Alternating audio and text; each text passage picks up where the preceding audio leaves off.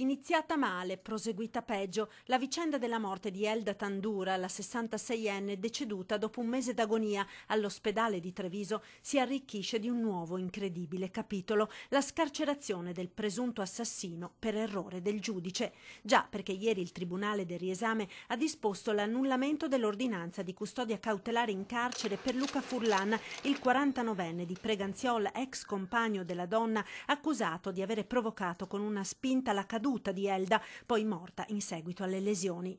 Il giudice è Angelo Mascolo, finito sotto i riflettori per la famosa frase sulla necessità di armarsi. Ebbene, il magistrato, nell'ordinanza con la quale disponeva la carcerazione di Furlan, avrebbe fatto proprie le valutazioni della procura senza un'autonoma valutazione come previsto dalla legge.